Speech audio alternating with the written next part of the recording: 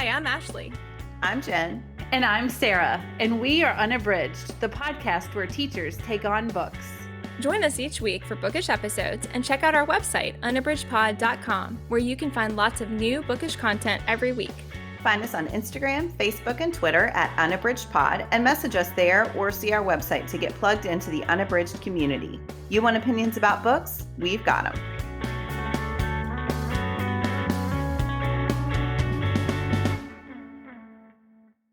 Hey, and welcome to Unabridged. This is episode 214. Today is our January book club, and we are discussing Fredrik Backman's Anxious People. Before we get started today, I just wanted to mention that we partner with Libro FM. We all three separately use Libro FM. We absolutely love them. We are all members of the ALC program. So if you are a big time reader and you have not checked that out, they have an amazing program. We have more information on our website about it at unabridgedpod.com/partners. And you can click on the link there to find out more about the ALC program. But the other thing that we wanted to share with you is that if you join Libro FM and want to do the monthly subscription, which is where you get an audiobook a month, if you use our code Unabridged, then you can get 2 books your first month when you join. So we just wanted to let you know about that. There's also a link on our website for that. And again, that's unabridgedpod.com/partners. And up at the top is the link if you want to join and have a membership with them. And that'll give you that 2-for-1 deal for your first month. And then if you scroll a little further down on that page, that's where there's more information about the ALC program. And again, if you have not checked that out, it is a really phenomenal program with great access to a lot of audiobooks that are just now coming out, and they are offering those to get them into people's ears so that people have a chance to hear these great books that are new releases.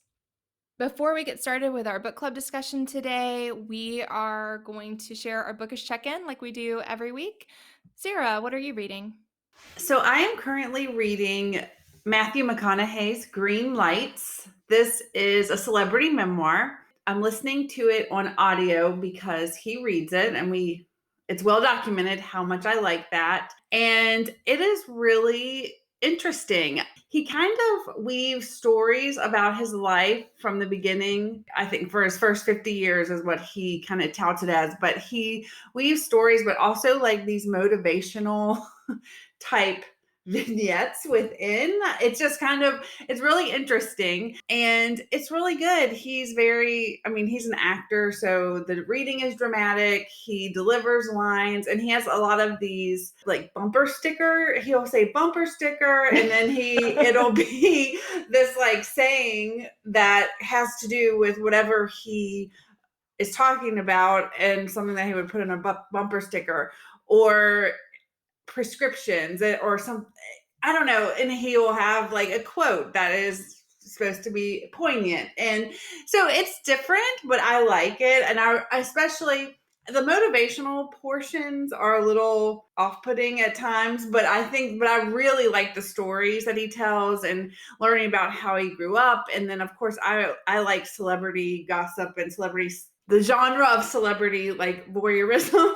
So I enjoy some of the stuff he talks about. I read about, in People or Us Weekly, and then he tells the actual story, and I really like that. So it's really good. It's different than I expected, but it's good. So that is Matthew McConaughey's Green Lights.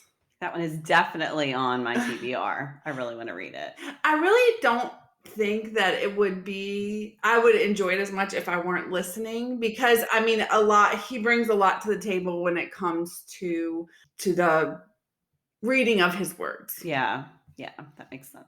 Nice. Yeah, that sounds really interesting. I don't know a lot about him, but I do really like the movies I've seen of his. And I believe he has a sleep story. I listen to those on the Calm app some, and I feel like he has one on there. He has a great narrative voice. Yeah, his voice is great. And I just always think of car commercials. Yes. He does talk about that, the Lincoln commercials in the book. So. What about you, Jen? What are you reading? This is a reread for me. I am reading Rebecca Mackay's The Great Believers. I read this back, I think in 2018. We talked about it on the podcast some because I absolutely loved it the first time through. And Reid with Tony chose this as her buddy read. And sometimes I opt out on those rereads, but this is one I was eager to revisit. And it is really holding up. So the first time through, I read it all in print. This time through, I've been switching between the print and the audio. The audio is just great. The book has two timelines. So one is focusing on a man named Yale in 1985 and 1986. And it is the height of the AIDS crisis in the United States. And Yale and his group of friends are just being decimated by the AIDS crisis. So Yale and his partner Charlie know a lot of people who are either sick or have died. It opens during a funeral. And I remember the first time through thinking, this is the most depressing way to open a book that I've ever read. And it is. It definitely has those moments where you're just struck with the horror of what denial did in the United States and what ignorance, because people just weren't talking about it. And so for a long time, gay men were making decisions thinking that they finally had made some progress and could be free and open in society. And then they were just devastated by AIDS.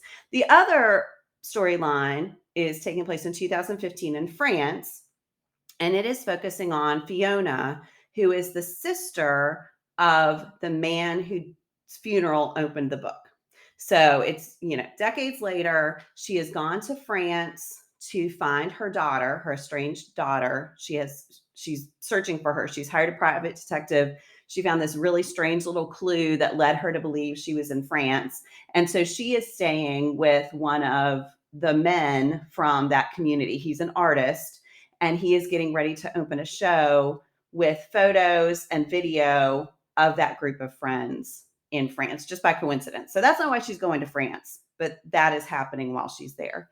So yeah, it is just the most beautiful, heartbreaking, hopeful, beautiful book. I just am loving it all over again. And I'm so glad I decided to reread it. Yeah, that I absolutely love that book. It's one of my all-time favorites. I would love to reread it. And I think what was so striking to me about it is the way that you get this really up close examination of something that was a crisis, that was a global crisis, but you're seeing it in a really micro way and what that looks like for the people being impacted in a lot of ways at the epicenter of what was going on. And at least for them, it felt that way to them. And I just thought it was so powerful. Yeah, gosh, such a great book and really memorable. Like, I just feel like the language is gorgeous, and as soon as you were describing it, I mean, just a lot of the lines from it came back to me. And I think those scenes were just so moving. It's a really powerful book. That is one that has been on my list since I think Ashley talked about it way back when. Yeah, you would love it. Yeah. Yeah. So there's also a subplot. Yale works at a museum, and there's a subplot where it's complicated how it's all related, but there's an older woman who she was in France during and after World War I and knew all of these artists. And she is looking to give this collection of sketches to the museum. And her name is Nora.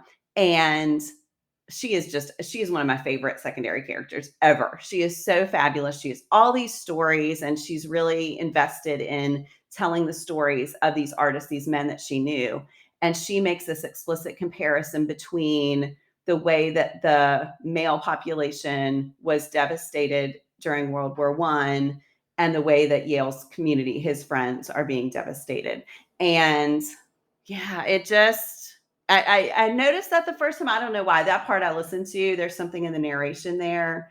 It's just fabulous. Anyway. Yeah, it's funny it's funny you said that, Jen, because I was thinking that I remember right after I finished that actually is one of the criticisms I saw of the book is people who did not like that subplot. But same for me, I just thought it was part of what made the book so beautiful to me. And so I did, like, after I finished and I was so in love with it, I was surprised to see that. But I know some people felt it kind of dragged, or that it seemed not irrelevant, but kind of irrelevant on the scale of what was significant in the book. But yeah, I loved how all those pieces tied together. I think it's gorgeous.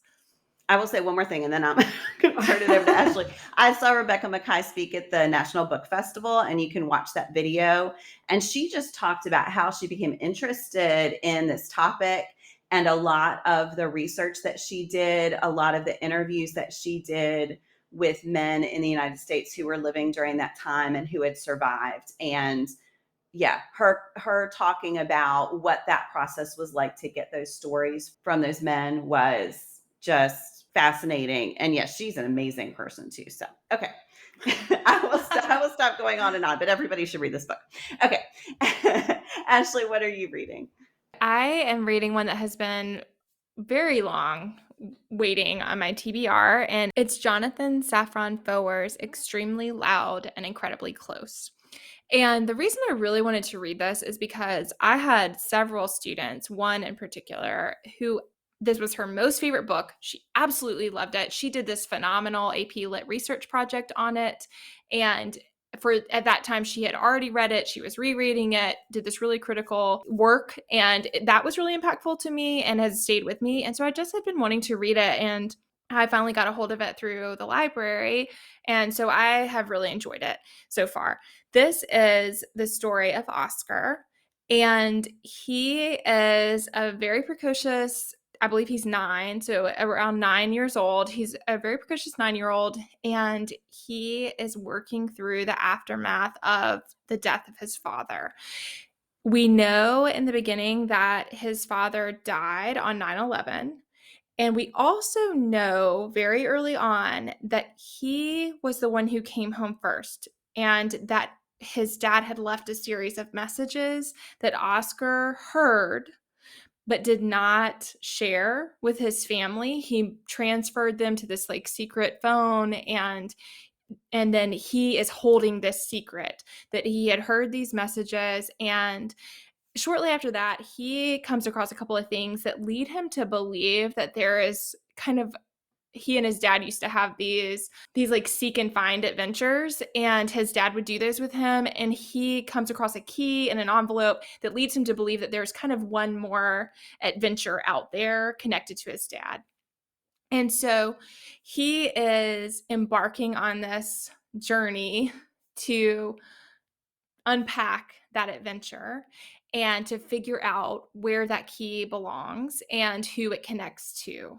And that's very much what the story is about. And through that, he's meeting all of these strangers that he's hoping are going to connect him to this secret key. It's just a really powerful story. You have a very close look at Oscar's view of the world and the way that he walks in it. And I think like that is really striking. And then it also is just the story of grief and what grief is like for a child, and how isolating that can be, and how that isolation and that loneliness can really fester in someone, and when they're not getting the help they need, and when people aren't asking the right questions to lead them toward, in his case, he needs to get these secrets out that he's holding, and he needs somebody there to be asking him so that he can kind of work through that. And so I think you as the reader are hurting for him as you're seeing that he's carrying this very heavy burden very close to his heart, and that no one around. And he has a great relationship with his grandmother, and there's a whole subplot happening that unveils a lot of her former life that's fascinating and also painful. And so you see all of that, and I think all of that's really beautifully woven together. But even with the connection to his grandma, he still in a lot of ways is very alone, and you're seeing a child who is working his way through that as best he can. So again, that is Jonathan Safran Foer's Extremely Loud and Incredibly Close. That is one of my all-time favorite books. I want to know later who the student was, because I used to teach that book, and so I'm wondering if she had read it with me junior year. Oh, yeah. But yeah, I like you started talking about the recording, and I almost lost it. Yes. Like I don't know that I have cried so much and so hard through a book before, and yet again, it has moments of hope. It is so beautiful. I cannot wait to hear what you think when you finish it. Oh my gosh, it is such a powerful, powerful book. Oh my goodness. Well, it's interesting that you shared The Great Believers, Jen, because actually a lot of the feelings, even though the stories are very different, the feelings I'm having in this book are actually very similar to the ones that I had with The Great Believers, of just, I think you feel as a reader just so close to the characters and the experiences they're having. And so I do think that style is similar, and the way that it has just like been so poignant and really stayed with my, like, it stays in my feelings, you know. It's not just like I remember the book, it's like I still feel the same feelings when you start talking about The Great Believer. So yeah, it's interesting. I think those both have that emotional impact. Yeah. Yeah, What a brilliant book. Oh. Well, all right, we're gonna segue right along here. I'm just like, I'm having a moment here. I also feel very strongly about Anxious People, which we're going to be discussing today. And so I'm eager to hear what you all thought. This one was a reread for me. It's one that I kind of coerced everyone into doing for book club, even though I knew you both would, want to read a Backman book. I was excited to read this one and discuss this one just because I think when I read it, I wanted the joy of being able to discuss it with other people, because I think there's so much to unpack in what happens. But let me start with a synopsis and then we'll dive in. So this is Fredrik Backman's Anxious People, and it centers around a hostage event taking place during an apartment showing shortly before the new year. While the hostage drama only takes place over the period of time of a few hours, we as readers see everything that led up to the unusual series of events, and we see the aftermath once the hostages are released. In the unpacking of these events, Backman shows us how these strangers come to know and understand each other, leading to a very unlikely outcome for the bank robbery gone wrong. So, overall impressions first. Jen, what was your overall impression? I had an interesting journey with this one. So I ended up really, really, really enjoying it. There was a point where I was not loving it. And I think part of that is because my expectations for Backman are sky high, which is never a fair way to go into a book. But I can't help it because I love him so much. And there was a point where we have a Slack where we put comments, and I put this comment that I was like, I don't know how I'm feeling about this one. And then I got to, right after I posted it, I was reading it and I got to this point and I said, I just deleted it because I was enjoying it more, but it took a little longer for me to feel immersed in this one. And that's once I was all in. But it was a little bit of a journey for me to feel immersed quite as much. And that might just be my life. I couldn't read it in big chunks because I had a really busy week and we were dealing with a lot of stuff. So I don't know if that's it, but yeah, I ended up really enjoying it. I marked 8 million quotations. I think the characters are, the way their stories are unfolded and then come together is really fascinating. I think it's got such intricate plotting that I really appreciated, like the design of the book and the way, it all kind of comes together. So yeah, I really, really enjoyed it. It was a little bit of a different Backman reading experience for me than the one I expected. Yeah, it's funny to hear you say that because I had kind of forgotten, but as you were talking, I do remember there are some characters in this who are very unlikable. And I think that this time that did not impact me because I already knew how all the pieces fit together. I mean, this was definitely one where I wanted to reread immediately when I finished it the first time, because so much of what ties together you can't see until the end. And so I wanted to go back knowing everything I knew and then see how it all got there. But I didn't notice it so much this time, but I do remember there was a part, Sara particularly, I'm sure we'll talk about her. There were parts with her that I was just like, totally like, what? Like, because I think that she's unlikable in parts for sure. And some of the other characters are as well. So yeah, I do remember there were parts where I had a pretty strong visceral reaction to like the things that were being said or the ways that the interaction between the characters was happening. So yeah, I can relate to some of that. What about you, Sara? What was your overall impression? So it's so funny to listen to Jen talk. I think this is my favorite Backman I've read. I also like agree. Like I think it's like the moment in life where I am, because like once we talk about our pairings, like, I am just like really into reading about different people and how people respond in relationships and looking at that interconnectedness between partners and family members. And I just think that he did a masterful job of portraying all the complications and all the things that everyone struggles with. And I think that his commentary on mental health and how we treat it is just really poignant and really spot on. I mean, and just how living can be difficult, and like that people are struggling and you don't know what is happening behind closed doors. And I just thought all of that was so impactful to me. And I really felt connected to a lot of the characters. And I think that even the ones that were unlikable, he was able to bring in these redeeming qualities and make you see, even when they're acting in this horrible way, that there are things that people don't know that are happening with them. So I just loved it. I thought it was funny. I thought it was poignant, and I thought that the characters were so well drawn, and I felt really, there were so many characters, but I felt really connected to each one in different ways. So I also loved the commentary on grief and struggle, and how, like, when you lose someone, it is a struggle and everyone processes it in a different way. And like, sometimes that leads to coming together, and sometimes that comes to growing apart. And I just thought all of that was awesome. So I adored it. I mean, I think I'm a Bachman like super fan. I have loved everything I've read of his, but I thought this one in particular was really, like, for number one, like Jen said, I thought it was like incredibly complicated in the crafting of how he plotted each point to be able to come together. And then I just thought it was, like I said, it's hard. I was like near tears at some points, and then I laughed out loud at some point. So I thought it was amazing, and I loved it. And I also listened to it thanks to Libro FM, and the narration is fantastic. So there's that too.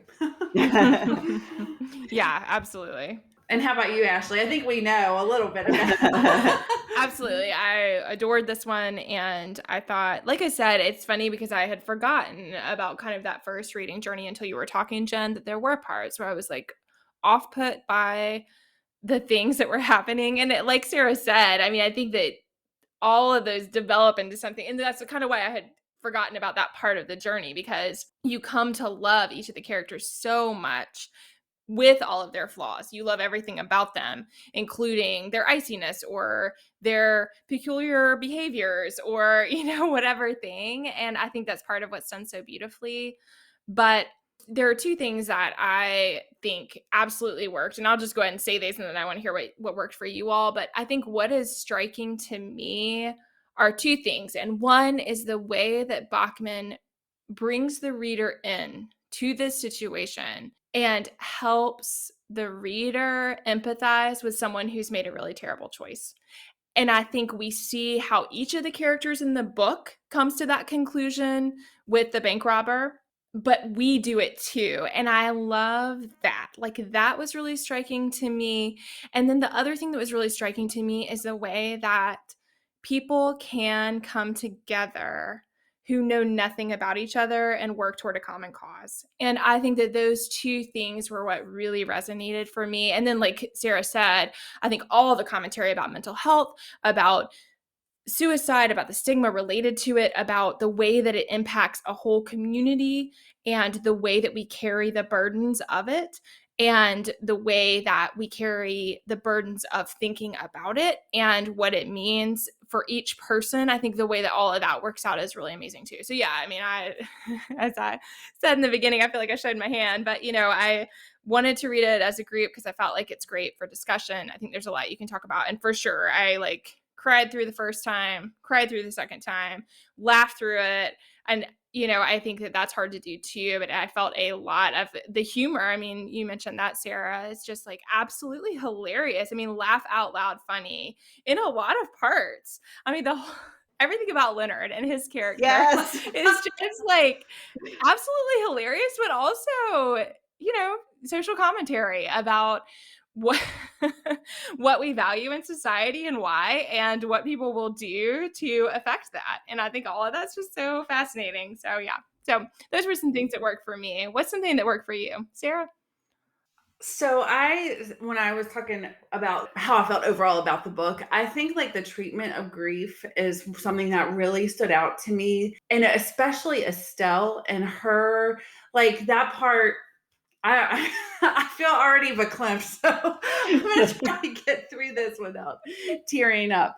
But I mean, the part where when she first comes in and says that her husband Canute is parking the car, and then as we go through, we realize that he has passed away. And I think also the commentary on loneliness and how a lot of times in our society we we don't do a good job of taking care of those who are older, and like just with Estelle's daughter and her kids, and they have their own life, and they're kind of trying to force her out of her home. I just thought all of that was very impactful, and I thought that she was also a character who was funny, like her drinking the wine and getting drunk, but that it's her home. But like, and everybody's like, where does she keep getting this wine? And it's actually her home. And so it's both funny, but so like the fact that she goes to the showing to just be with people. I just thought all of that was so heartbreaking, but hopeful. And the way that she finds a family with the bank robber. I just thought all of that was just really, I just really touched my heart. And it made me think a lot about the way that when people lose, especially when you're older and you lose people, or you lose your spouse or your partner, and then other people are living their lives, and it's like we don't take care of those people. And I just thought that was beautiful and sad, but also like a good reminder of how we should take care of each other. So I love that with Jim and Jack too. I felt that so strongly. And this is going to bleed over into what worked for me. I thought that Bachman does such a great job playing on our expectations for characters. And I think we start the book seeing Jim and Jack one way. And then as the book continues, the tenderness between them, and each of them at one point or another looks kind of like a buffoon, or kind of like they're totally oblivious to something. But then you see the way they are playing with each other's expectations and other people's expectations for them, and the decisions that they make to care for one another in the face of the loss of Jim's wife and Jack's mother. I just thought was beautiful. And I also like that. So here's the moment that won me over. Some of the early coincidences, I will say, I found a little grating. Like some of the reveals of, oh, this was this person who was on the bridge, or this way. Yeah. I just thought, oh, I've read so many books that do this. I've seen so many movies that do this. And it felt almost like show offy. And I was a little impatient. But when it was revealed that the bank robber was a woman, I turned back through the book because I wanted to see how I read it in print. I wanted to see how he did it. And I like to think of myself as a feminist. And yet, the whole way through, I assumed that it was a man. And I thought the way that shook my understanding of everything that had happened till then, it shouldn't have worked on me, but it totally did. I just rethought everything from that moment. Well, and along with that, the fact that her spouse had an affair, and the thought, and like I was like, clearly that's going to be a man, that the boss. I mean, and like I like to think of myself as a feminist too, but the whole time, her boss, I pictured as a man. Yep. Which also led me into thinking that the bank robber had. I mean, like, yeah, it was like it's record scratch moment. I mean, I really stopped for like 5 or 10 minutes. I went back through the book. I deleted my comment on Slack, and then I read the rest of the book that night. I could not stop because, after that was what won me over. And it shouldn't have, but it totally worked for me. Yeah. Yeah, I didn't expect that either. And so that was part of why I wanted to read it again, because I felt like I was so taken aback. And I think it does. It just makes you realize all the assumptions that you bring to the table. And he is very clever to never state the gender except what the police officers assume. So there is a pronoun. I mean, rereading was helpful in that regard. There is a pronoun being used, and the pronoun is he. So I do think like that's happening, but we're just interacting with they're making an assumption, but we're making it too. And so I think that like that was all really fascinating. And then I just love, I mean, again, there were so many passages that I could have chosen, and it's so hard to narrow it down. But one of the ones that really struck me was the way that, again, the narrator who's watching all of this unfold. I mean, there's a heavy-handed narrator in this. And I think we don't see that in books in the 2000s that often. And so like seeing this narrator who has bias and has opinions and has things to say, I think all of that's really fascinating. But in that moment where there's that series of statements about how you wouldn't rob a bank, you wouldn't lie to someone, you wouldn't do that because you're a good person. And then it's the breaking down of those assumptions that we make about ourselves as good people and helping us to see that it's just our good fortune or our luck or, you know, the way that the cards are dealt, that we're not the one making this terrible decision. And I think like I said in the beginning, was something that really worked for me. It was just like that we carry all these judgments toward other people, which have to do with how we kind of continue to function in the world, is by saying, I wouldn't do that. And part of that is just so that we can make space for ourselves and be gracious with ourselves. And that's fine.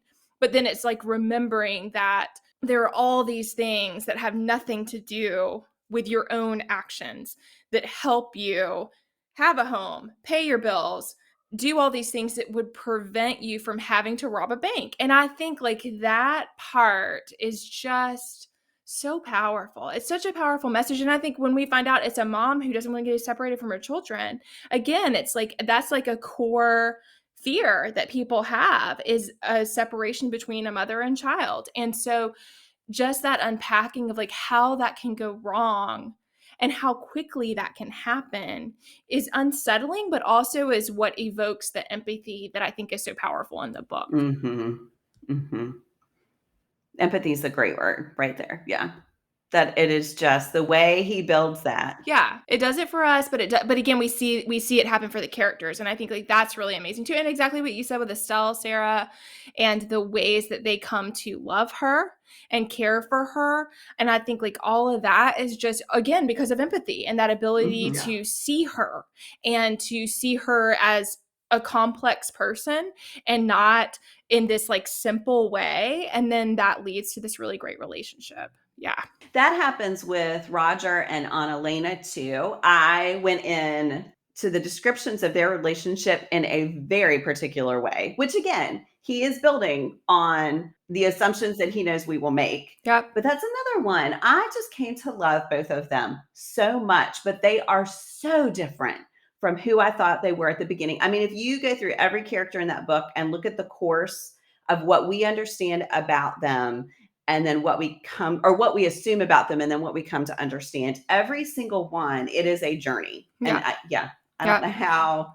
it's amazing. I love that part where Annalena was telling Julia when they were in the closet about Roger and the guy in the parking space, and how Julia made the assumptions that we as readers were making about Roger. And then Annalena tells that story, and it's totally like kind of tips you on your head. I really like that too. Yeah, and same when Leonard and Sara are having that conversation, and he talks about how much he's rooting for them, and like explains Annalena's motivation for hiring him all those times and what that meant. I mean, same. I just feel like I just loved that. I feel like this is a book that's really humbling to the reader. And also that just reminds us that people, I mean, going back to what you said in the beginning, Sara, that people are complicated and we never know what anyone is carrying with them, but we're all carrying things. And that like willingness to understand that and to see that helps us be more understanding of other people in this really beautiful way. I mean, I just really, I loved it. And I want to say one more thing. It has nothing to do with it. It has to do with the humor. I love the way they use Stockholm and Stockholm and how it had all of these different meanings, and it was an adjective. Yep. It was so funny. I really like that so much. House tricks. That one got me. House tricks. That real estate agent. Oh my God. In the narration, the woman, I should say, that does the narration, she has different voices for all the characters. And the house tricks lady, oh my goodness. It's just great. She does a great job. Well, we wanted to each share a quote, and I know all of us probably had trouble narrowing it down, but we are going to pick one each to share with you. Jen, what is yours? Yeah, I had to reduce the size on our document here because I had so many that I wanted to have just to choose from. So I think I'm going to go with one. This is Jack's mom is saying this to Jack. And she says, we can't change the world. And a lot of the time we can't even change people, no more than one bit at a time. So we do what we can to help whenever we get the chance, sweetheart. We save those we can. We do our best. Then we try to find a way to convince ourselves that that will just have to be enough so we can live with our failures without drowning. And I just thought that encompasses so much of what I loved about the book for me, that Backman, the narrator, whomever, is not saying we can save everything. It's not about grand gestures. A lot of it is just about making one kind choice for someone else, and that can make a difference. It's not going to make all the difference, but it can make a difference. And just, I think that's a beautiful sentiment. Yeah. Yeah, I love that one too.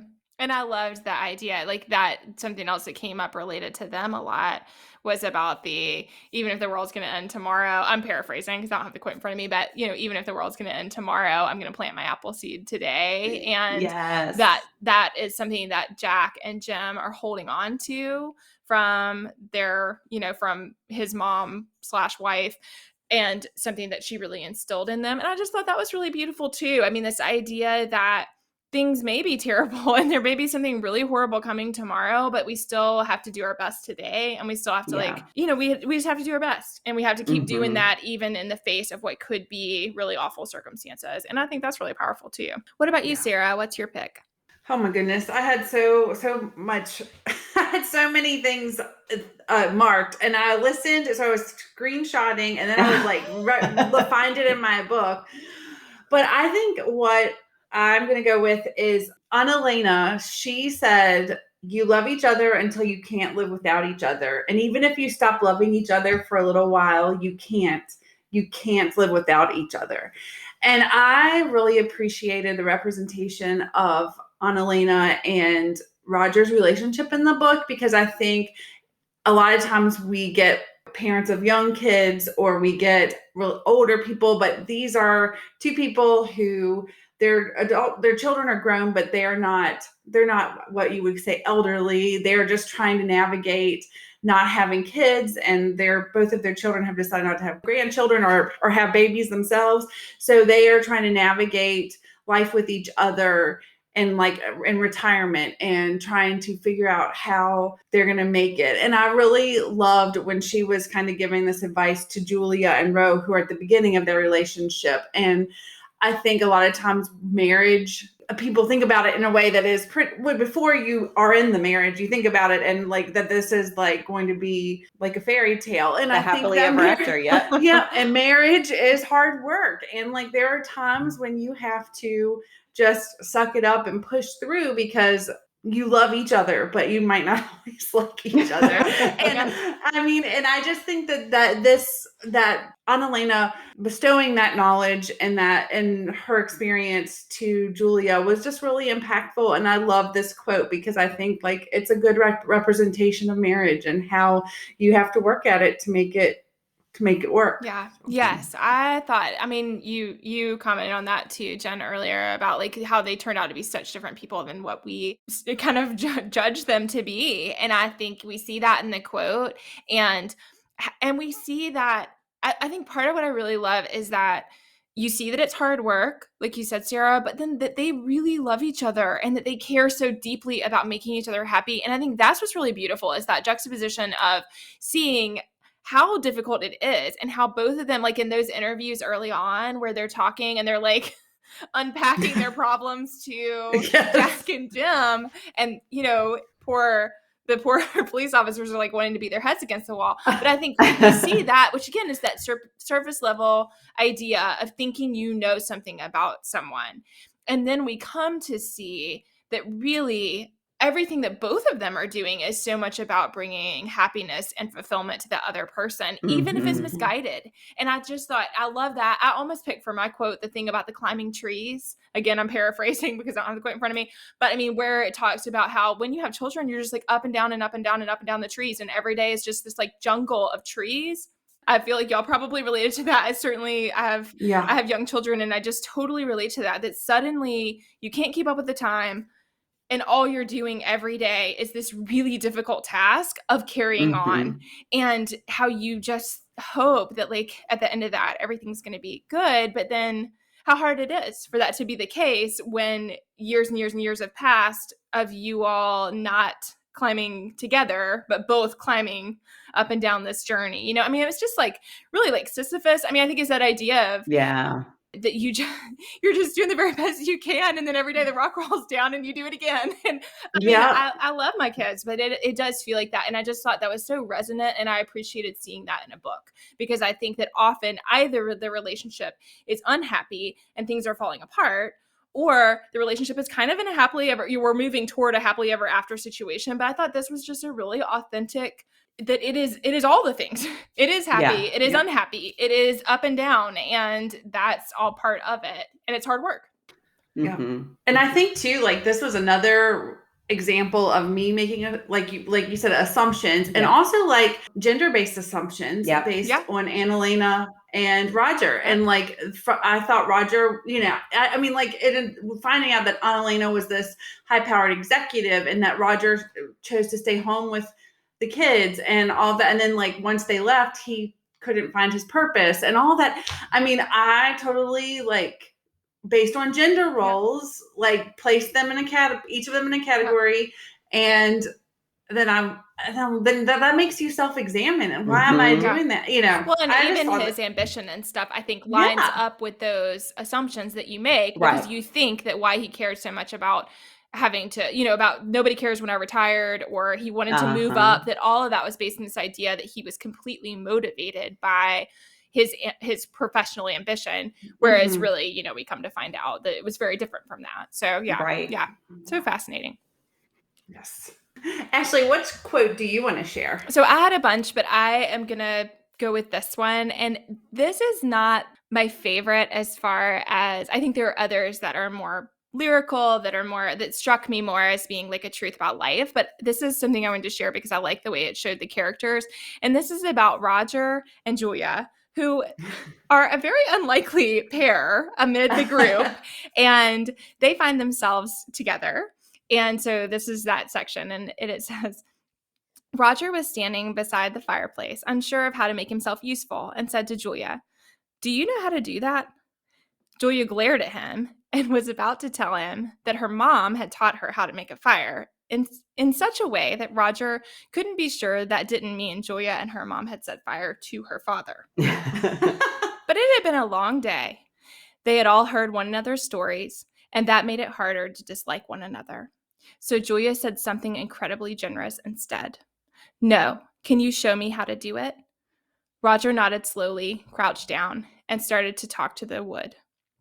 "We can, I'm assuming, unless you... We can do it together," he mumbled.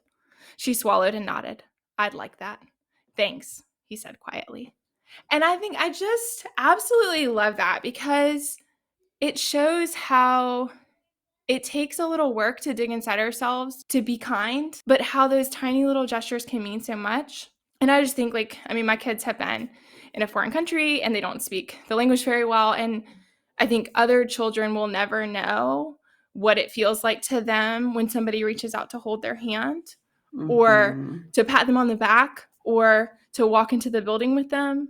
And I see how it impacts them. And I just hope that that like carries with them for their lives, and that they remember to be that person and to reach out to someone. And I just think we see that here. We see both Julia and Roger going above their kind of basis level selves, and instead making space for the other one to feel important and to feel needed. Yeah, I think all that ties into that idea that we hear with Nadia and Sara that keeps coming up also, about that, like, at the end of the day, everybody does want to be a good person.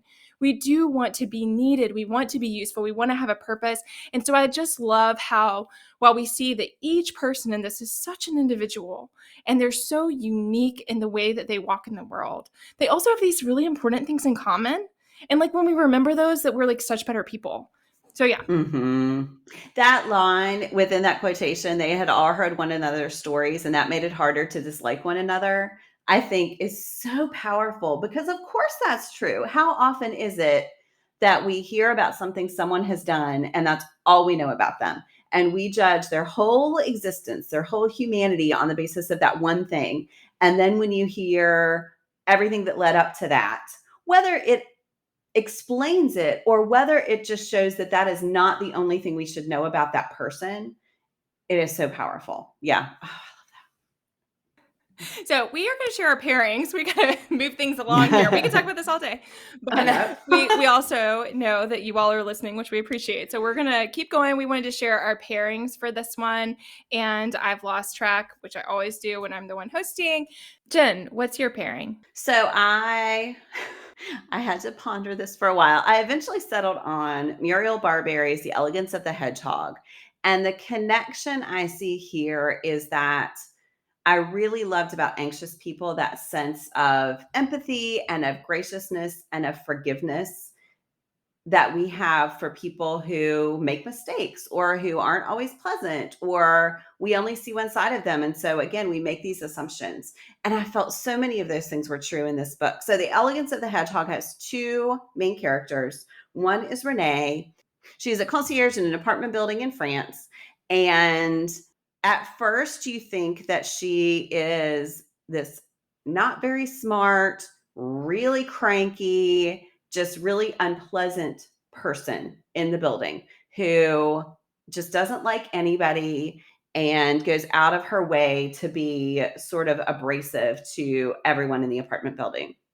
The other one is Paloma, and she is a 12-year-old girl. I talked about this on a Bookish Check-in a while back, and this moment is really shocking, but she's a 12-year-old girl who kind of hates her family and doesn't feel like she fits in anywhere. And she has decided that when she turns 13, she is going to commit suicide and she is going to blow up or burn down the apartment building.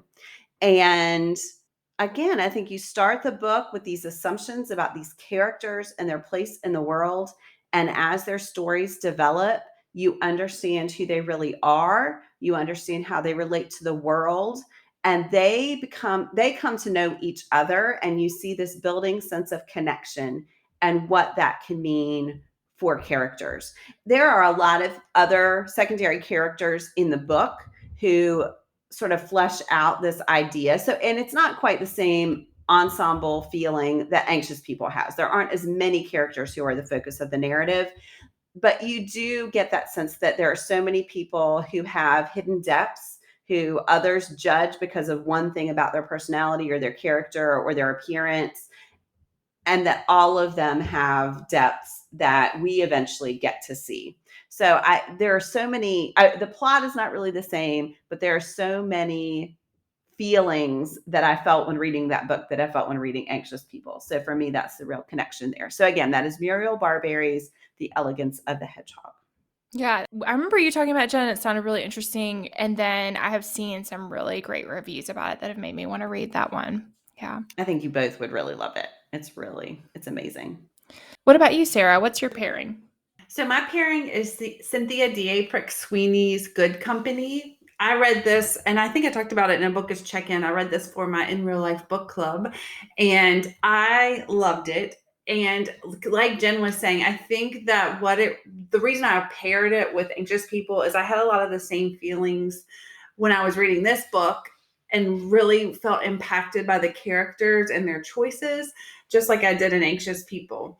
This one centers on 4 people. It's 2 couples, Julian and Flora, and Margot and David. And Margot, Julian, and Flora are actors who have been a part of this theater company called Good Company. And then David, Margot's husband, is a doctor who suffered a stroke and is having to deal with not being able to be a surgeon anymore and all of these things. And it's basically the premise of the book is that Flora is looking for something and she is digging around in a filing cabinet and she finds this envelope and she opens the envelope and it's her husband's wedding ring that they exchanged when they got married, that he said he had lost years ago. So that we find that out in the beginning. And then the story is the unfurling of what came to pass to have this envelope with the wedding ring in it. And it's just about relationships, what we hold from each other and what we give to each other, and how we can come back from a betrayal, and how marriages work, and how you have to when do you leave a marriage? When do you stay in a marriage? When do you leave a friendship? When do you stay in a friendship? It's just all of these things. And each of them are really working through their own things and not always sharing with each other. So there's just a lot there with relationships. I think anxious people, I think it could be a polarizing book because like when I posted on my Instagram, people were either like, I loved it or I struggled to get through it. And I think Good Company is that way too. I think that going into it, it is more about the relationships and less about getting to the conclusion. It's more about the journey than the destination. So, and I feel like Anxious People is a little bit like that. I do think that Anxious People has a lot more of a forward propulsion to get to the end, and it wraps up more cleanly.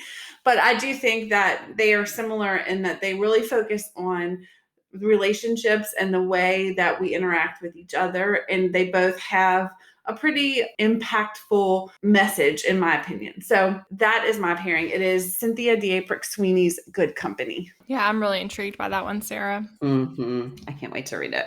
Ashley, what is your pairing?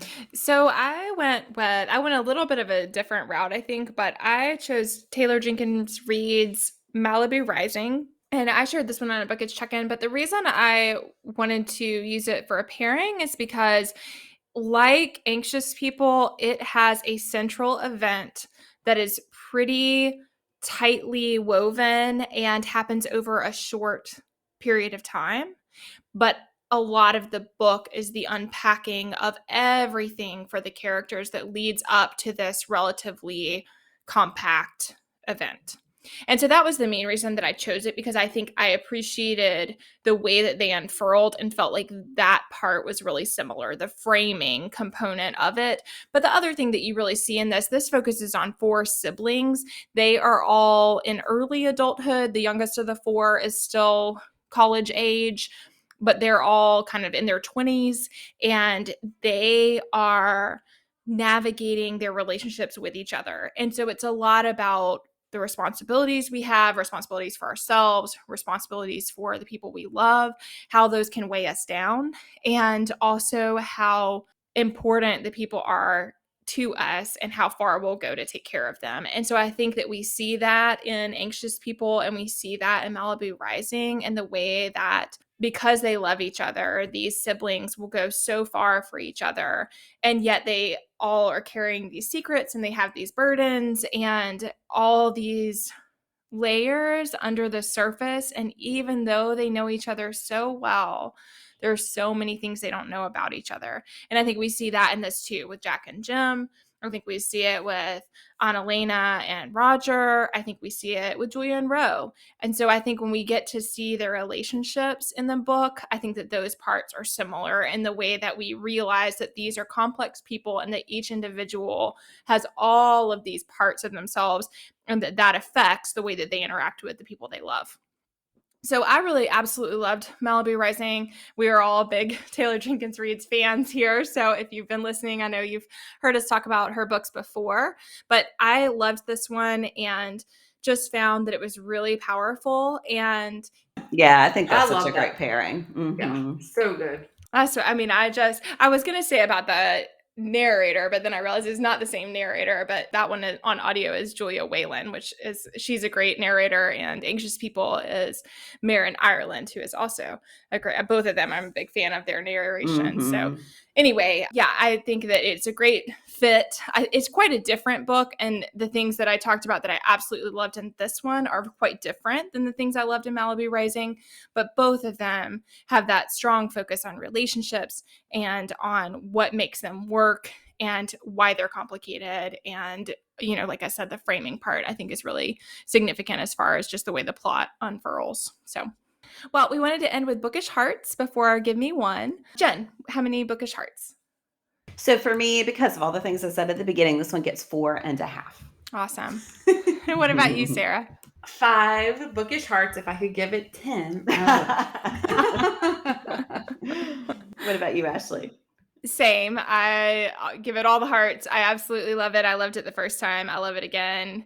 And I'm thankful that I don't have to rank Backman's books in order because that would be very difficult for me. But I did really love it. And, for all the reasons I shared. So we wanted to end, since it is January, with a non-bookish related goal. So Sara, what's one for you?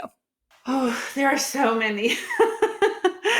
I start every year with just like a list of goals, and sometimes I'm successful and sometimes I'm not. But my goal for this year is to systematically clean out my home. I started in 2021 and did a few things, and then life, and so I'm hoping to continue doing that. And I'm trying not to put a lot of pressure on myself to do it in a certain amount of time, but I would like by maybe summer to have everything cleaned out and more breathable in my home. That's a good one. What about you, Jen? Mine is similar. Mine is really focused on closets in my house. Since last summer, there are some closets that's just like you open the door and things fall out, which is never a good place to be. And so it's again one of those things I keep thinking on the weekends I should work on them, but then there are other things to do on the weekends. So yeah, I just want to take maybe a closet a weekend. And they're not even the closed closets, although that could certainly be done too. It's just like the little hall closets where that's kind of the catch-all and it's caught too much. So yeah, that would be mine. How about you, Ashley? So one that I would like to do is right before, longtime listeners know this, but right before, as quarantine was happening and everything was shutting down in 2020, I had signed up for a half marathon. It's been a long time since I've run races, but I did half marathon and marathon in the past. And then when we moved to Virginia, I really got away from it for a lot of reasons. I mean, I think the amount of time involved in training has just not been practical for me with young kids. And I'm okay with that. But I just was at a point where I wanted to be able to prioritize that for myself again. I'm very goal driven when it comes to things like running. So I don't care about running in a certain time or anything, but I do need a pretty difficult task in front of me to keep my momentum going. So I know that works for me. So I had signed up for one, and Jen and Sara were there with me when I was like, yes, I'm finally like doing it. I'm getting it going. And that suddenly became not important at all. And that's fine. But that race, of course, didn't happen in 2021, but will happen in spring of 2022. And since I had already signed up, I can just do it. So I really, so that's nice. And I just really want to do it. And so that's in May, and I'm just hoping to get on track for that. And I feel like that's doable at this point. There were a lot of times during quarantine that it just didn't feel that way. But I think that it is doable for me, but it is enough of a motivator to where I will have to set some goals and work toward it. And that's what I wanted. That was what I wanted in the beginning. So back around to that one, and I'm hoping for the best. Yeah, good luck. Well, thank you all so much for joining us today. We have enjoyed discussing this on Instagram with the bookish community we have there. And we are excited. If you didn't join us for that discussion, but you have things to share for anxious people, please let us know. We always love hearing what you thought about the book. So you can tell us on socials, you can email us, you can DM us at Unabridged Pod, any of that. But we love to hear what you thought about the book club book. And also be sure to join us for the Give Me One on Monday and let us know what your non-bookish related goal is, what one of them is for you this year. Thanks so much for listening. Do you have comments or opinions about what you heard today? We'd love to hear them. You can find us on Instagram, Facebook, and Twitter at Unabridged Pod, or on the web at unabridgedpod.com for ways to support us. To get more involved, you can sign up for our newsletter, join a buddy read, or become an ambassador. Thanks for listening to Unabridged.